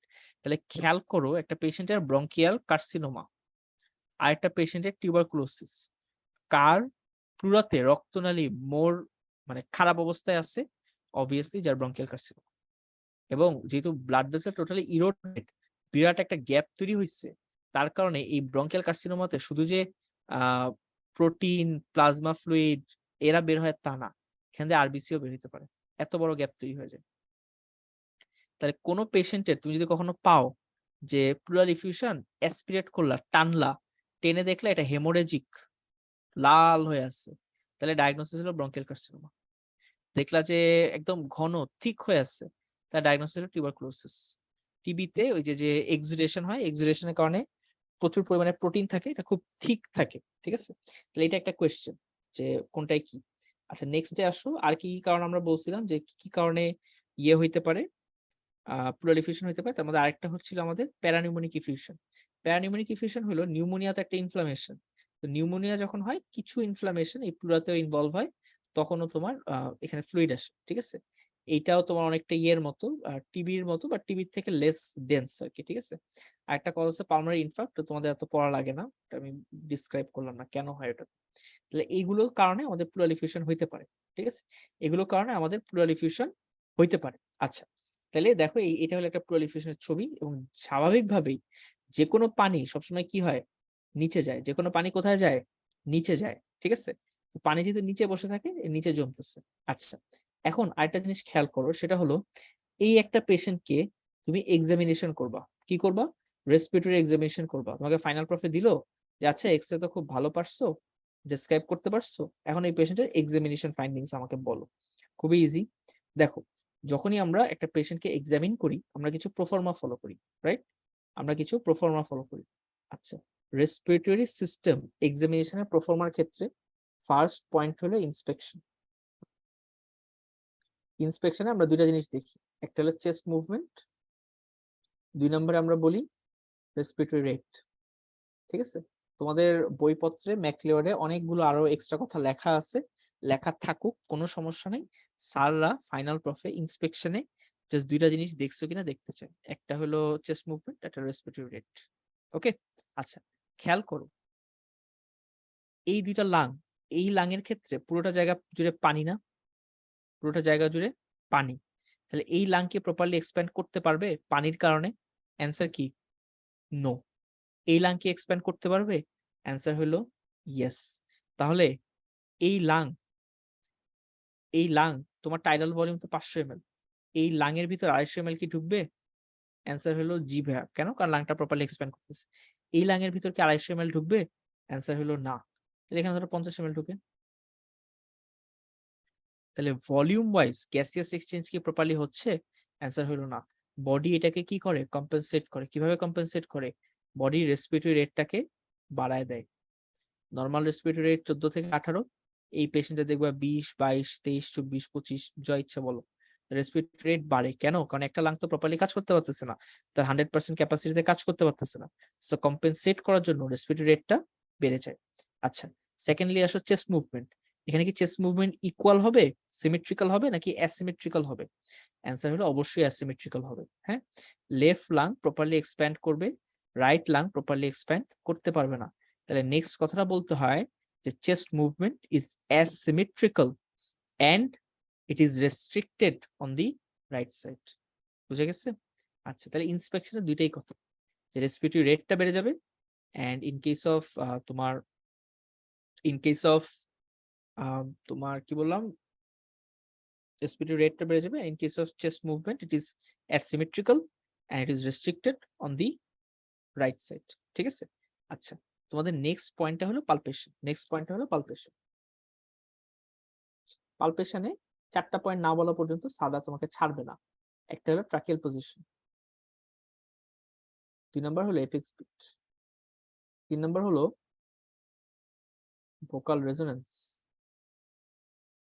Sorry vocal fremitus, 4 number point হলো চেস্ট এক্সপ্যানশন। ওকে, এখন তাহলে একটা একটা করে আসো। সবার আগের পয়েন্ট আমরা কি বলছি? সবার আগের পয়েন্ট আমরা বলছি পালপেশন ট্রাকিয়াল পজিশন। এখানে যদি অনেক পানি থাকে, পানি এত বাড়তে পারে যে সে ট্রাকিয়াকে ধাক্কা দিবে, ট্রাকিয়াকে ধাক্কা দিবে বা ট্রাকিয়াকে পুশ করবে। কোন সাইডে? সেম সাইড না অপোজিট সাইড? অবভিয়াসলি এই জায়গায় যদি পানি থাকে ট্রাকিয়াকে পুশ করবে ইনটু দ্য অপোজিট সাইড। তাইলে যদি প্লুরাল এফিউশন অনেক বেশি হয়, trachea may be shifted to the opposite side. Pleural effusion যদি অনেক বেশি হয়, trachea may be shifted to the opposite side. ঠিক আছে? আচ্ছা, নেক্সটে আসো এপেক্স বিট। এপেক্স বিট মাথায় রাখবা, যদি রাইট লাংয়ে কোনো প্রবলেম হয় এপেক্স বিটের কোনো সমস্যা হয় না, এপেক্স বিট নরমাল পজিশনেই থাকে। কিন্তু যদি লেফট লাংয়ের কোনো সমস্যা হয়, ধরো এই জায়গাতে প্রচুর পানি, ঠিক আছে, এই জায়গাতে প্রচুর পানি আর হার্টটা নরমালি এরকম অবস্থানে আছে, হার্টের এই জায়গাতে তুমি এপেক্স বিট পাও। হ্যাঁ, তো পানি যদি অনেক বেশি হয় সে কি করে? হার্টটাকে একটু সরায় দেয়। তাহলে যদি রাইটে প্লুরাল ইফিউশন হয় এপেক্স বিট নরমালি থাকে, যদি লেফটে প্লুরাল ইফিউশন হয় এপেক্স বিট কোথায় শিফট হবে? Will be shifted medially. Apex beat একটু এদিকে সরে আসছে। ঠিক আছে? তাহলে এপেক্স বিট শিফটেড মিডিয়ালি, এটার একটা কজ কিন্তু তোমার লেফট সাইডের প্লুরাল ইফিউশন। বুঝা গেছে? আচ্ছা, নেক্সটটা দেখো, নেক্সটটা দেখো চেস্ট এক্সপ্যানশনটা আগে বলি। চেস্ট এক্সপ্যানশন, চেস্ট এক্সপ্যানশনটা হলো যে তুমি হাত দিয়ে মাপবা যে বুকটা কতটুকু এক্সপ্যান্ড করতেছে। আমরা ইন্সপেকশন একটা পয়েন্ট বলছি চেস্ট মুভমেন্ট, সেখানে আমরা বলছি যে পেশেন্টের আমরা অবজার্ভ করব নিচু হয়ে ডান থেকে বাম থেকে আমরা দেখব যে বুকটা দুইটা সমানভাবে মুভ করে কিনা। চেস্ট এক্সপ্যানশন তুমি হাত দিয়ে মাপবা, তখন তুমি কি দেখবা? রাইট সাইড এক্সপ্যান্ড করতেছে না লেফট সাইড এক্সপ্যান্ড করতেছে, তখন তুমি বলবা chest expansion is reduced on the right side. শেষ। আচ্ছা, লাস্ট পয়েন্ট হলো ভোকাল ফ্রেমিটাস। ভোকাল ফ্রেমিটাস কি জিনিস? ভোকাল ফ্রেমিটাস হলো আমরা বুকের উপর হাত রেখে আমরা বলি বাবা 3 3 3 3 3 3 বলেন, ঠিক আছে? আচ্ছা, তো এই যে 3 3 3 3 বলতেছে, খেয়াল করো নরমালি তুমি মানে যখন আওয়াজ করো বা শ্বাস নাও, বাতাসটা ঢুকে ঢুকে বাতাসটা লাংসে যায়, লাংস থেকে বাতাসটা মানে লাংস থেকে মানে লাংস যখন এক্সপ্যান্ড করে এই লাংসের লাস্টে একটা বাড়ি খায়, বাড়ি খায় একটা ভাইব্রেশন শুরু হয়। এই ভাইব্রেশনটার কারণে চেস্ট ওয়ালটা ভাইব্রেট করে এবং তুমি স্টেতো বসাও যখন চেস্ট ওয়ালে তুমি সেই ভাইব্রেশনটা শুনতে পাও। This is breath sound, this is breath sound, ঠিক আছে? আচ্ছা, ধরো এই পেশেন্টের তুমি শ্বাস নিলা, দুইজনের ক্ষেত্রে শ্বাস নিলা, এখানেও বাতাস ঢুকলো, এখানেও বাতাস ঢুকলো, ঠিক আছে? কার ক্ষেত্রে বাতাসটা চেস্ট ওয়ালের বেশি কাছে, রাইট সাইডে না লেফট সাইডে? কার ক্ষেত্রে বাতাসটা চেস্ট ওয়ালের বেশি কাছে, রাইটে না লেফটে? তোমার ছেলে চ্যাটেও লিখতে পারো, কার ক্ষেত্রে বেশি কাছে? অবভিয়াসলি লেফটে বেশি কাছে। এই যে বাতাসটা ঢুকলো এটার সাথে সাথে তোমার লেফটের চেস্ট ওয়ালকে সাথে সাথে সে কি করবে, ভাইব্রেট করবে। তাহলে এই ক্ষেত্রে তুমি যেভাবে হাত দিয়ে 3 3 বলার সময় তুমি এখানে সাথে সাথে একটা ভাইব্রেশন ফিল করবা, কিন্তু এই পাশে দেখো লাংস এবং তোমার চেস্ট ওয়ালের মাঝে একটা ব্যারিয়ার আছে, ব্যারিয়ারটা কি পানি, পানি কি করবে ভাইব্রেশনটাকে, কিছু ভাইব্রেশনকে সে নষ্ট করে দিবে। এখন তুমি প্রপারলি এক্সপ্যানশন মানে ভাইব্রেশনটা ফিল করবা না। তুমি যদি বুকে হাত দিয়ে বলো বাবা 3 3 বলেন, 3 3 3 3 3 3, তুমি দেখবা যে লেফট সাইডে মনে হবে যে ভাইব্রেশন বেশি, রাইটে কম, তখন বুঝবা যে there must be something in between, মাঝে অবশ্যই কিছু আছে, ঠিক আছে? আচ্ছা, তাহলে এই পয়েন্ট গুলা আচ্ছা তোমাদের পালপেশন গেল, সরি পালপেশন গেল। নেক্সট হলো পারকাশন। পারকাশন হলো যেটা নর্মাল লাং, সেই লাংটার ভিতরে কি আছে, বাতাস আছে। তা আমরা কি বলি, মানে খালি কলসি বাজে বেশি, তাই না? তো বাতাস যদি থাকে তুমি যখন পারকাশন করবা, তো পারকাশন করলে এই জায়গাটাতে তুমি পারকাশন নোটটা পাবা রেজোনেন্ট, রেজোনেন্ট মানে নর্মাল যে পারকাশন নোট। পানির উপর করলে তোমার মনে হবে একটা ডাল একটা সাউন্ড পাচ্ছ, পানির উপর করলে তুমি একটা কি সাউন্ড পাবা, ডাল সাউন্ড পাবা। তাহলে এক পাশে পারকাশন নোট হবে resonant through out the lung field, আরেক পাশে পারকাশন নোট পাবা ডাল। কোন জায়গা থেকে, যে জায়গা থেকে প্লোরিফিকেশন শুরু হয়েছে বিলো ডাউনওয়ার্ড তুমি কি পাবা, ডাল পাবা। পারকাশন নোট ইজ ডাল from eighth rib downward, from fourth রিপ বা ফিফথ রিপ ডাউনওয়ার্ড তুমি ডাল পাবা, ঠিক আছে? আচ্ছা, নেক্সট একটা পয়েন্ট আছে দেখো, ব্রেথ সাউন্ড। তোমাদের ইন্সপেকশন গেল, পালপেশন গেল, পারকাশন গেল, লাস্ট পয়েন্টটা হলো অসকালটেশন, কান দিয়ে শোনা। অসকালটেশন, অসকালটেশনে ম্যাকলিওরের 3টা পয়েন্ট বলা। ফার্স্ট হলো ব্রেথ সাউন্ড, সেকেন্ডলি বলা হলো তোমার এডিট সাউন্ড, থার্ডলি বলা ভোকাল রেজোনেন্স। খেয়াল করো এই পেশেন্টের ক্ষেত্রে তুমি স্টেতো এই জায়গায় ধরলে ব্রেথ সাউন্ড পাবা, ইয়েস। এই জায়গায় ধরলে ব্রেথ সাউন্ড পাবা, ইয়েস। এখানে যদি ধরো ব্রেথ সাউন্ড পাবা, অ্যান্সার হলো না। এখানে তো কোনো লাংসই নাই, তো ব্রেথ সাউন্ড কেমনে পাবা? তাহলে ব্রেথ সাউন্ড বলতে হবে breath sound is diminished or absent, breath sound is absent from eighth rib downward, মানে এমন জায়গা, এক জায়গা থেকে আমি নিচে কোনো ব্রেথ সাউন্ড পাচ্ছি না। There is no added sound, যে জায়গায় ব্রেথ সাউন্ড নাই সেখানে অ্যাডেড সাউন্ডের প্রশ্নই আসে না। এবং vocal resonance is also diminished. Vocal resonance কি জিনিস? ভোকাল ফ্রেমিটাসে যা দেখছো, যে ভোকাল ফ্রেমিটাসে তুমি বলছো রোগীকে বাবা 3 3 বলেন, 3 3 বলার পরে তুমি আঙ্গুলে দেখছো কোনো ভাইব্রেশন আসে কিনা। আর ভোকাল রেজোনেন্সে রোগীকে বলবো বাবা 3 3 বলেন, বলে তুমি স্টেতো দিয়ে সেটা শুনবা, ঠিক আছে? তো এখানে ভোকাল রেজোনেন্স আর ভোকাল ফ্রেমিটাস একইভাবে চেঞ্জ হয়, দুটাতেই উইল বি রিডিউসড, ঠিক আছে? তাহলে এটা হলো ক্লিনিক্যাল ফাইন্ডিং। আচ্ছা, এখানে দেখো পেশেন্টের এক্সামিন করে কি পাবা, এক্সামিনের ফাইন্ডিং গুলো লেখা আছে, আমি সবগুলো বুঝাই দিছি। তো এর বাইরে তুমি আর কিছু পাবা না। আর কিছু হিস্ট্রি থাকতে পারে, ফিভারের হিস্ট্রি থাকতে পারে, কাশির হিস্ট্রি থাকতে পারে, রেসপিরেটরি ডিস্ট্রেসের হিস্ট্রি থাকতে পারে। এই সবগুলো দেখো একটা পেশেন্টের আরো হিস্ট্রি থাকতে পারে, হ্যাঁ? ধরো কজ ওয়াইজ বললাম না যে একটা পেশেন্টের কজ ওয়াইজ কি কি হইতে পারে, ব্রঙ্কিয়াল কার্সিনোমা হইতে পারে, টিবি হইতে পারে, তারপরে নিউমোনিয়া হইতে পারে, মানে প্যারানিউমোনিক ইনফিউশন হইতে পারে, ঠিক আছে? তোমাকে ধরো বললো পেশেন্টের ধরো প্লোরিফিকেশন একটা এক্সরে দিলা, সুন্দর মতো ডেসক্রাইব করলা, স্যার জিজ্ঞেস করলো আচ্ছা এই পেশেন্ট যদি ওয়েট লস থাকে তাহলে তুমি কি চিন্তা করবা? তখন বলতে হবে স্যার আইদার ব্রঙ্কিয়াল কার্সিনোমা অথবা টিবি, কারণ দুইটাতেই ওয়েট লস হয়। বললো যে পেশেন্টের বয়স 60 বছর, তাহলে কি চিন্তা করবা? তাহলে স্যার আমরা 1 নম্বরে চিন্তা করবো ব্রঙ্কিয়াল কার্সিনোমা, কারণ যত এইজ বাড়বে ক্যান্সার ডায়াগনোস হিসেবে তত সামনে আসবে। যদি বলে যে অনেক লম্বা হিস্ট্রি, তাহলে স্যার টিবির দিকে যায়, টিবিতে ওয়েট লস হয়, অনেক লম্বা হিস্ট্রি হয়, ইভিনিং রাইজ অফ টেম্পারেচার হয়, কাশি থাকে, হ্যাঁ। আচ্ছা, তোমাকে বললো যে তুমি এই পেশেন্টে অ্যাসপিরেশন করলা, প্লুরাল ফ্লুইডটা বের করলা, দেখলে একদম হেমোরেজিক, তাহলে ডায়াগনোসিস কি? Bronchial carcinoma. 5 দিনের হিস্ট্রি, প্রচন্ড জ্বর, সুইংিং রাইজ অফ টেম্পারেচার, একদম কাঁপুনি দিয়ে জ্বর আসে, তাহলে ডায়াগনোসিস কি? নিউমোনিয়া। শর্ট হিস্ট্রিতে নিউমোনিয়া, হ্যাঁ। এইভাবে এক্স-রে স্ক্যান করার পরে স্যাররা কোয়েশ্চেন করে, ক্লু দেয় যে এখন কি চিন্তা করবো, এখন কি চিন্তা করবো, ঠিক আছে, তুমি চিন্তা করতে পারো কিনা। So this is an X-ray. এই এক্স-রেটা কিসের, তাহলে খেয়াল করো। এই পেশেন্টের আমি যখন এক্স-রে দেখতেছি, আমি কিচ্ছু না দেখি, আমার ফার্স্ট কাজ হলো এ দিয়ে airway, A for airway. Airway মানে ট্রাকিয়াটাকে দেখবো, ট্রাকিয়াটা কি সেন্ট্রালি আছে, এই যে ট্রাকিয়াটা, ঠিক আছে, ট্রাকিয়াটা কি সেন্ট্রালি আছে, এটা একটা ক্লাভিকল, এটা একটা ক্লাভিকল, ট্রাকিয়া তার মাঝ বরাবর গেছে, ঠিক আছে। তাহলে is the trachea central? Answer হলো ইয়েস। ক্যারিনাল অ্যাঙ্গেল, এতে আমরা বলছিলাম দুটো জিনিস দেখি, ট্রাকিয়া কোনো দিকে সরছে কিনা। 2 নম্বরে আমরা দেখি ক্যারিনাল অ্যাঙ্গেল, এই যে অ্যাঙ্গেলটা, কি নরমাল অ্যাঙ্গেল 100 ডিগ্রির উপরে গেছে? অ্যান্সার হলো না, এটা 100 ডিগ্রির মধ্যেই আছে। তাহলে এয়ারওয়ে ইজ গুড। নেক্সট হলো বি, বি দিয়ে ব্রিদিং। ব্রিদিং এ আমরা কি দেখি, দুইটা লাং ফিল্ড কে কম্পেয়ার করি। এই লাং ফিল্ড, এটা আর এটা দুটো কি দেখতে সেম? অ্যান্সার হলো না। তাহলে এখানে কি আছে, পুরো জায়গাটা সাদা হয়ে আছে, পুরো জায়গাটা কি হয়ে আছে, সাদা হয়ে আছে। আচ্ছা, নেক্সট কথা হলো, এই পুরো সাদাটার, এই যে সাদাটা দেখতেছো, এই সাদাটা কি মানে হালকা সাদা না একদম ঘন সাদা? অ্যান্সার হলো ভাই ঘন সাদা। আচ্ছা, নেক্সট কথা হলো, এটা কি ইউনিফর্মলি সাদা নাকি এক জায়গায় বেশি সাদা আরেক জায়গায় কম সাদা এরকম? তাহলে অ্যান্সার হলো না ভাই, এটা ইউনিফর্মলি সাদা। তাহলে আমি কি বলতে পারি, this is a chest X-ray posterior anterior view showing dense homogeneous opacity, এতটুকু বলতে পারি? অ্যান্সার হলো ইয়েস। নেক্সট কথা বলতে হবে নেক্সট কথা তোমাকে বলতে হবে ইনভলভিং, এটা কি রাইট সাইড না left side? Right side.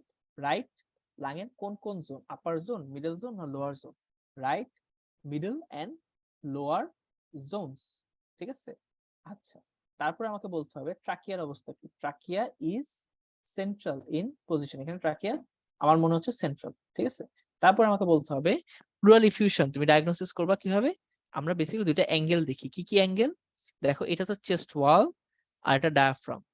Chest ওয়াল আর ডায়াফ্রামের মধ্যে দুইটা অ্যাঙ্গেল, প্রথম অ্যাঙ্গেলটাকে বলি আমরা কোস্টোফ্রেনিক, এটাকে বলি কোস্টোফ্রেনিক। আর এই যে ডায়াফ্রামের সাথে হার্টের যে অ্যাঙ্গেলটা, এটাকে আমরা বলি কার্ডিওফ্রেনিক। তাহলে কোস্টোফ্রেনিক এন্ড কার্ডিওফ্রেনিকের মধ্যে কোন অ্যাঙ্গেলটা মানে নিচে বেশি?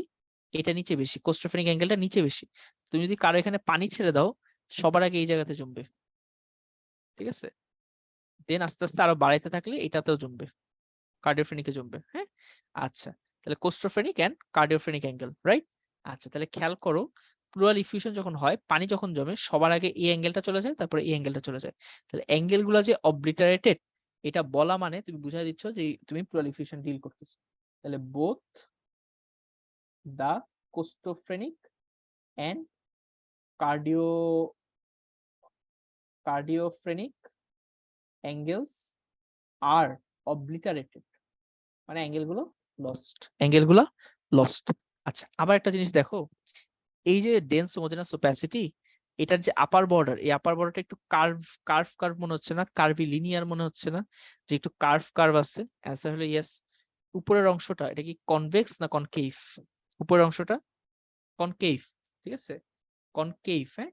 তাহলে এই জিনিসটা তোমাকে বলতে হবে, কেন বলতে হবে নেক্সটে তোমরা দেখবা, dense homogeneous opacity with a curvilinear upper border, ঠিক আছে, কার্ভি আপার বর্ডার, শেষ। তাহলে তোমাকে যদি বলে যে এই এক্স-রে ডেসক্রাইব করো তো দেখি, তখন তুমি বলবা যে দিস ইজ এ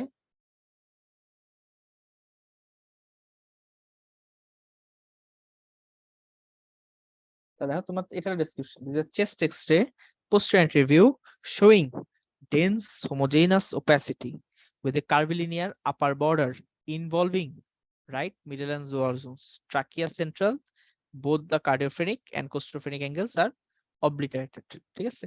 এটা হলো প্রপার ডেসক্রিপশন, এটা যেন পারা যায়, ঠিক আছে। এই কথাগুলো এখানে লেখা আছে, কিভাবে কি বলতে হয়, ডায়াগনোসিস কি।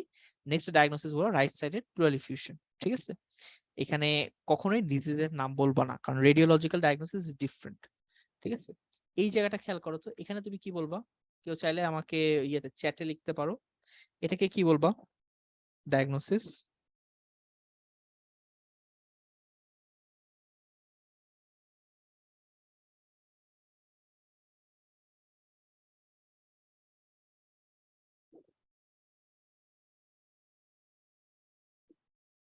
এটাকে কি বলবা?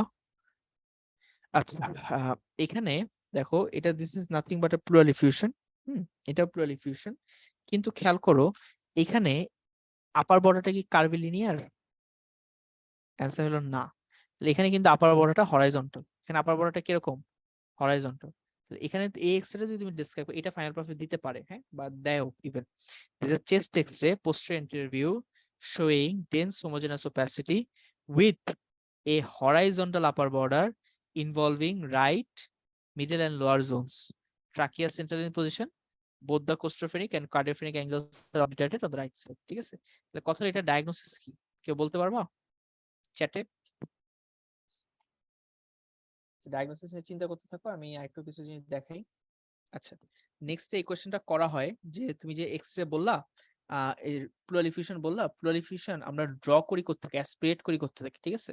এটা আমি মানে আমার জীবনে কোনোদিন ওয়ার্ডে দেখার সুযোগ হয় না, এটা এই কোশ্চেনটা আমাকে ফাইনাল প্রফে করছিল।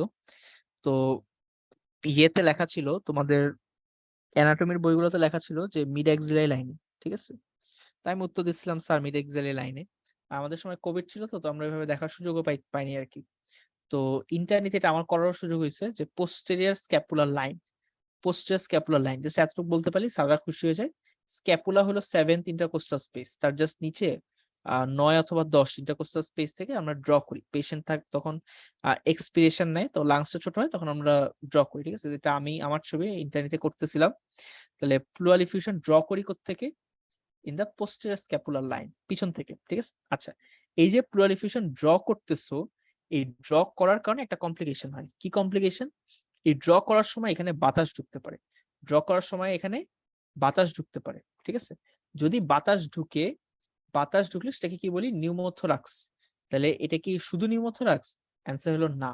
নিচে পানি উপরে বাতাস, এটাকে বলা হয় হাইড্রোনিউমোথোরাক্স। এবং হাইড্রোনিউমোথোরাক্স এর কারণে এই যে কার্ভিলিনিয়ার আপার বর্ডার, উপর থেকে বাতাস চাপ দেয়, চাপ দিয়ে এটাকে সোজা বানায় ফেলে, ঠিক আছে? তখন এটা বলা হয় হাইড্রোনিউমোথোরাক্স। ওকে, এর জন্য তুমি এই প্লুরাল ইফিউশনের যে ডেসক্রিপশন, সেখানে কার্ভিলিনিয়ার আপার বর্ডার এই শব্দটা তোমাকে বলতে হবে, কারণ শুধু কার্ভিলিনিয়ার আপার বর্ডার মানে ইউ ডিলিং উইথ নিউমোথোরাক্স। যদি হরাইজন্টাল আপার বর্ডার হয়ে যায়, তাহলে ইউ ডিলিং উইথ হাইড্রোনিউমোথোরাক্স। এবং বলা হয়, এই কোয়েশ্চেনটা ফাইনাল প্রফে করে, যে প্লুরাল ইফিউশনের মোস্ট কমন বা হাইড্রোনিউমোথোরাক্স ডেভেলপের মোস্ট কমন কজ কি? Answer sir iatrogenic. কিভাবে ডেভেলপ করো? ধরো তুমি প্লুরাল ইফিউশনে ড্র করতে গেছো, তোমার ফল্টি টেকনিকের কারণে তুমি আয়াট্রোজেনিক হাইড্রোনিউমোথোরাক্স বানায় আসবা, ঠিক আছে? আচ্ছা, এগুলো ফাইনাল প্রফের sample question. Name positive finding, এটা তো বললাম, কি কি পজিটিভ ফাইন্ডিং আছে বলে দিবা। এক্স এর ফাইন্ডিংটা আর কি, রেডিওলজিক্যাল ডায়াগনোসিস হবে, বলবা যে sir pleural effusion, percussion and অস্কালটেশনের ফাইন্ডিংস কি, এগুলো সব ডিসক্রাইব করা হয়েছে। 3টা পসিবল কজ কি? Bronchial carcinoma, tuberculosis, parapneumonic infection. আর কি কি ইনভেস্টিগেশন করবা? ধরো ব্রঙ্কিয়াল কার্সিনোমার জন্য ওই লাইনে ইনভেস্টিগেশন, টিবির জন্য টিবি লাইনে ইনভেস্টিগেশন, নিউমোনিয়া যদি হয় তুমি স্পুটাম দেখবা, স্পুটামে কালচার করবা, স্পুটাম মাইক্রোস্কোপি করবা, হ্যাঁ, ব্লাড কালচার দেখতে পারো, এগুলো তখন ওই লাইনে তুমি বলতে থাকবা, ঠিক আছে? আচ্ছা, ওকে, তাহলে এটাও দেখো প্লুরাল ইফিউশনের ছবি। তো এখানে দেখো এই পাশে এই পেশেন্টের, তোমার এটা রাইট সাইড, এটা লেফট সাইড। ওকে, তাহলে এই পেশেন্টের রাইট সাইডে কার্ডিওফ্রেনিক অ্যাঙ্গেল কি? Sorry, costophrenic angles clear, cardiophrenic angles clear. Left সাইডে দেখো দুটো অ্যাঙ্গেলই বোঝা যাচ্ছে না, হ্যাঁ? তাহলে তাহলে এখানে একটা প্লুরাল ইফিউশন হয়েছে, ঠিক আছে? আচ্ছা, ডেন্স হোমোজেনাস ওপাসিটি। আচ্ছা, এই পেশেন্টের দেখো রাইট সাইডে এই অ্যাঙ্গেল গুলো বোঝা যাচ্ছে না, কার্ডিওফ্রেনিক কোস্টোফ্রেনিক দুটো অ্যাঙ্গেলই বোঝা যাচ্ছে না, ঠিক আছে? এটা লেফট সাইডের, রাইট সাইডের প্লুরাল ইফিউশন। এইগুলো তোমাদের দিবে না, তোমাদের দিলে ওই ক্লিন কাটে যে এইটা দিবে অথবা এইগুলো দিবে, হ্যাঁ, এগুলো সাধারণত ফাইনাল প্রফেট দেয়, ঠিক আছে? ওকে, আচ্ছা, ওকে, এখানে দেখো এটা একটু দেখার বিষয়, এই পেশেন্টের বোথ সাইডে প্লুরাল ইফিউশন হয়েছে, ঠিক আছে? বোথ সাইডে। ওকে, ট্রাকিয়াটা কোন দিকে আছে? এটা যদি ক্ল্যাভিকল হয়, আমি কি বলতে পারি ট্রাকিয়াটা রাইট সাইডে শিফটেড? ইয়েস। তাহলে যখন ট্রাকিয়াকে শিফট করে ফেলে একটা প্লুরাল ইফিউশন, তখন তুমি এটাকে বলো ম্যাসিভ প্লুরাল ডিফিউশন, ম্যাসিভ। ঠিক আছে, ট্রাকিয়া শিফট হওয়া মানেই ম্যাসিভ, অনেক বেশি প্লুরাল ডিফিউশন হয়েছে। ঠিক আছে, আচ্ছা এখানে দুই পাশেই প্লুরাল ডিফিউশন, কিন্তু লেফটেরটা অনেক বেশি, যার কারণে ট্রাকিয়া শিফট হয়ে গেছে। ঠিক আছে, এগুলো ছিল প্লুরাল ডিফিউশন। এটাও দেখো ম্যাসিভ একটা প্লুরাল ডিফিউশন। ট্রাকিয়ার অবস্থা দেখো, ট্রাকিয়া, এই যে ট্রাকিয়া, হ্যাঁ, কত বেশি ট্রাকিয়া শিফট হয়েছে, পুরোটা লাংস জুড়ে পানি। ঠিক আছে, পুরোটা লাংস জুড়ে পানি। ওকে, আচ্ছা, শেষ। এই ছিল প্লুরাল ডিফিউশন। প্লুরাল ডিফিউশন নিয়ে পরীক্ষায় যত রকমের কোশ্চেন আসতে পারে, সাথে প্লুরাল ডিফিউশন শর্ট কেসও ফেস করবা। ওটার মানে ক্লিনিক্যাল ফাইন্ডিং পরীক্ষা করে কি পাবা সেটা আমরা বললাম। নেক্সট ডিজিজ হলো নিউমোথোরাক্স। নিউমোথোরাক্সের সংজ্ঞা হলো air within the pleural cavity, air within the pleural cavity. তোমাদের আজকে ক্লাস আমি শুরু করছিলাম মানে বুঝায়। আচ্ছা, তো একটা ভিজুয়াল রিপ্রেজেন্টেশন নিয়ে নাও যে তোমার নিউমোথোরাক্স দেখতে কিরকম। This is how a pneumothorax looks like. হ্যাঁ, এবং নিউমোথোরাক্স কেন হয়? নরমালি তোমার লাং এর ভিতরে একটা নেগেটিভ প্রেশার সব সময়। হ্যাঁ, আচ্ছা, বাইরের এনভায়রনমেন্টে পজিটিভ প্রেশার। কোনোভাবে আমি যদি তোমাকে একটা মানে চাকু দিয়ে ধরো স্ট্যাপ করলাম, স্ট্যাপটা তোমার মাসেল টাসেল সব ভাঙলো, কিন্তু লাংসের প্যারাইটাল প্লুরাকে ব্রিচ করলো না, তাহলে তোমার কোনো সমস্যা হবে না। ঠিক আছে, কিন্তু এমন ভাবে চাকু মারলাম যে প্যারাইটাল প্লুরা ছিদ্র হয়ে গেল, তখন কি হবে? বাইরে তো পজিটিভ প্রেশার, ভিতরে তো নেগেটিভ প্রেশার, তখন বাতাস ঢুকতে থাকবে, ঢুকে ঢুকে ঢুকে তোমার লাংসটাকে কলাপস করে ফেলবে। কি পাবা তুমি? নিউমোথোরাক্স বানায় ফেলবে, লাংসটাকে কলাপস করে ফেলবে। ঠিক আছে, আচ্ছা, লাংস যদি অনেক বেশি কলাপস হয়, লাংস কি হয়? একপাশে ধাক্কা খায়, একপাশে ধাক্কা খায়। এবং এই ছবিটা যদি কার্টুনি ছবি, খুব মজার একটা ছবি। দেখো এই পেশেন্টের এই পাশে একটা নিউমোথোরাক্স হয়েছে, ঠিক আছে, লাংসটা চুপসায় গেছে, এবং লাংসটা হার্টের উপর চাপ দিয়ে অবস্থা খারাপ করে ফেলছে, হার্টের উপর চাপ দিয়ে অবস্থা খারাপ করে ফেলছে। এবং প্লুরাল ডিফিউশন যদি বেশি হয়, সে হার্টের উপর চাপ দেয়, এবং হার্টের উপর চাপ দিয়ে হার্টের মধ্যে এওরটা আছে, সুপিরিয়র ভেনা ক্যাভা, ইনফেরিয়র ভেনা ক্যাভা আছে। এখন ভেইনস গুলা কলাপসেবল, ভেইনস গুলা কলাপস করতে পারে। তো ভেইনস গুলা কি করে? তখন কলাপস করে যায় যদি অনেক বেশি চাপ খায়। মানে এখানে অনেক বাতাস জমে, লাংসটা একদম চুপসায়, হার্টের উপর অনেক চাপ দেয়, তখন ভেইন গুলো কলাপস করে, হার্টের মধ্যে কোনো ব্লাড ফ্লো যায় না, হার্ট পুরো বডিতে ব্লাড পাঠাইতে পারে না, তখন একটা শক হয়, এবং ব্লাড প্রেশার কি হয়? ফল করে। এটাকে বলা হয় মানে টেনশন নিউমোথোরাক্স। তো tension pneumothorax is one of the causes of শক। এই শকটাকে আমরা বলি অবস্ট্রাকটিভ শক। ঠিক আছে, এটা সামনে ইয়েতে হয়তো পড়ছো। তো এই ছবিটা, এটা একটা ভিজুয়াল রিপ্রেজেন্টেশন। ঠিক আছে, ওকে। তো এটা হলো একটা এক্সরে। কিসের এক্সরে? নিউমোথোরাক্সের এক্সরে। তাহলে খেয়াল করো, তুমি যখনই এক্সরের দিকে তাকাচ্ছ, দুইটা লাং ফিল কি ইকুয়াল? অ্যান্সার হলো না। এটা একদম কালো, এটা একদম সাদা। হ্যাঁ, কালো কেন? লাংস তো কালো হওয়ার কথা না, এত কালো হওয়ার কথা না। দুইটা লাং ফিল কি ইকুয়াল? অ্যান্সার হলো না ভাই, দুইটা লাং ফিল তো ইকুয়াল না। তাহলে এটাতে সমস্যা কি হয়েছে? এদের সমস্যা হচ্ছে নিউমোথোরাক্সে লাংসটা কলাপস করছে, এই যে এখানে লাংসটা হয়তো লুকায় আছে। ঠিক আছে, আচ্ছা, এখানে লাংস যে নাই, এটা তুমি কিভাবে বুঝবা? তুমি ব্রঙ্কোভাস্কুলার মার্কিং খুঁজবা, না পাওয়া মানেই নিউমোথোরাক্স। কোন জায়গায় ব্রঙ্কোভাস্কুলার মার্কিং না পাওয়া মানেই নিউমোথোরাক্স। সাথে ট্রাকিয়ারা দেখো কত শিফট হয়েছে, ট্রাকিয়াকে ধাক্কা মারছে, অনেক ধাক্কা মারছে। ঠিক আছে, আচ্ছা, শুধু কি তাই? এখানে বাতাস জমে এই যে ডায়াফ্রাম, হেমি ডায়াফ্রামটা এরকম থাকে না, একটা কনভেক্সিটি আপওয়ার্ড, এখানে বাতাসের চাপে হেমি ডায়াফ্রামটা ফ্ল্যাট হয়ে গেছে, হেমি ডায়াফ্রামটা ফ্ল্যাট হয়ে গেছে। ওকে, আচ্ছা, আরেকটা এক্সরে দেখি তো। রেডিওলজিক্যাল ফিচার কি? এক পাশে তুমি ডার্কেনিং দেখবা বা রেডিওলুসেন্সি দেখবা, যে এক পাশে হেমিথোরাক্সে তুমি রেডিওলুসেন্সি দেখবা, কোনো লাং মার্কিংস পাবা না। লাং মার্কিংস বলতে আমরা বেসিক্যালি ব্রঙ্কোভাস্কুলার মার্কিংটা বুঝাই। এক পাশে ইনক্রিজ ভলিউম হয়। ঠিক আছে, তাহলে দুইটা লাংস তো, একটা লাংস যদি কলাপস করে, সব বাতাস বা সব ব্লাড আরেকটা লাংসে যাবে না, তখন ওই লাংসে একটু সাইজে বড় হয় আর কি। ঠিক আছে, তো এই লাংসে তুমি যদি ব্রঙ্কোভাস্কুলার মার্কিং দিয়ে তাকাও, অনেক বেশি কনজেস্টেড। কেন কনজেস্টেড? কারণ এখানে তো কোনো ব্লাড আসতেছে না, সব ব্লাড অপোজিট লাংয়ে ডাইভার্টেড হচ্ছে। ঠিক আছে, তো অপোজিট লাংটা তখন তোমার সাইজ একটু বড় হয়, মিডিয়াস্টিনাম ডিসপ্লেসমেন্ট হয়, মানে ট্রাকিয়া শিফট হয়, আর ডায়াফ্রাম ডিপ্রেসড হয় বা ডায়াফ্রাম ফ্ল্যাট হয়ে যায়। কেন? কারণ বাতাসের প্রেসার। এগুলো হলো ফাইন্ডিং। এইখানেও দেখো, তুমি সবার আগে মানে এইখানে ধরো আমি দেখাই দিচ্ছি, দেখে নিউমোথোরাক্স ডায়াগনোসিস করা তোমার খুব ইজি মনে হচ্ছে, বাট আমার কাছে মনে হয় যে নিউমোথোরাক্স সবচেয়ে কমনলি মিস্টেকেন বা সবচেয়ে কমনলি মিসড একটা ডিজিজ। হ্যাঁ, তোমাকে নিউমোথোরাক্স খুঁজতে হলে তোমাকে মানে ব্রঙ্কোভাস্কুলার মার্কিং খুঁজতে হবে, বুঝছো?